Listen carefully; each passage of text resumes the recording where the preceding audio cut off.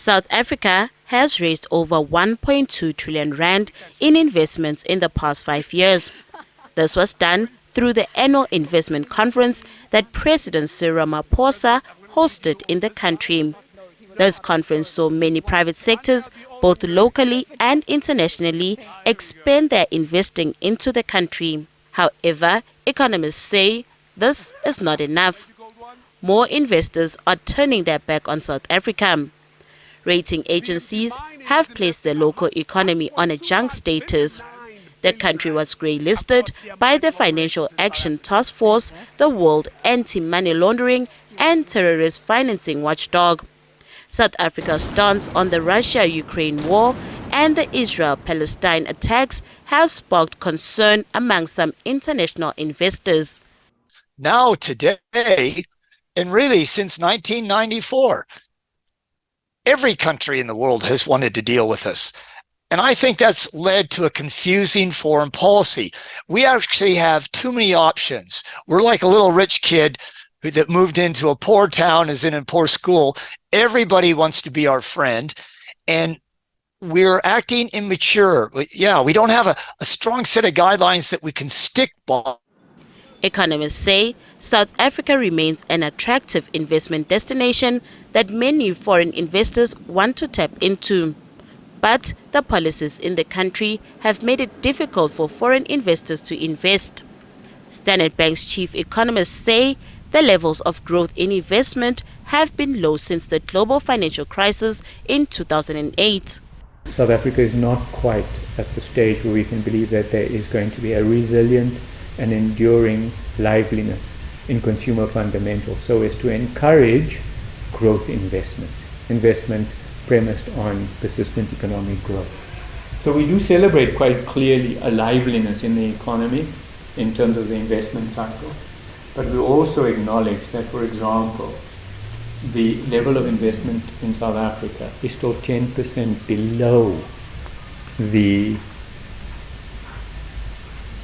levels that prevailed prior to the GFC, the global financial crisis. In the medium-term budget policy statement speech in November last year, Finance Minister Enoch Godogwana said due to the country's underperformance in revenue collections and increased spending pressures, government has no other choice but to increase borrowing. Economists say the country can avoid taking on such a burden by attracting more investment. The country is grappling with failing infrastructure, poor energy supply, and dilapidated ports. I don't think we're getting hardly any investment in any of the sectors we need. We really need investment in infrastructure.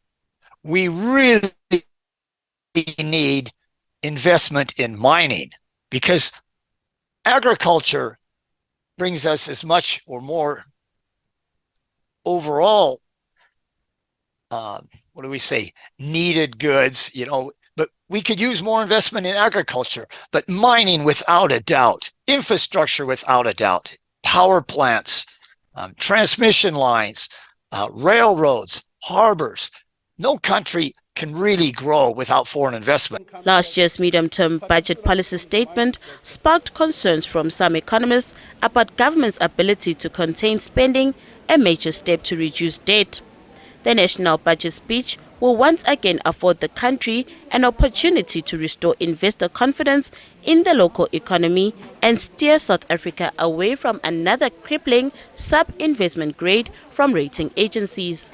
I think we're in this era of trying to stabilize, and stabilization is a multi-year process, and I think we're in the thick of utility stabilization.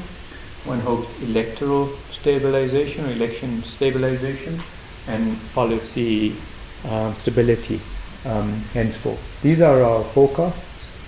We think the economy will grow 1.2% this year from 0.6 last year with a gentle acceleration. We think that household spending will mimic that path, signaling that it is a critical undergird to that level of GDP. We're optimistic and constructive on fixed capital formation or investment, but again, I underscore it's two things. It is stabilization investment, it's catch-up investment in the aftermath of the pandemic. And now that we're still below, not just 8 GFC levels, but we're also lower than first quarter 2020 levels. The budget speech will take place in Cape Town on Wednesday, 21 February 2024 at 2 p.m. Nothando Makutulela, SABC News, Johannesburg.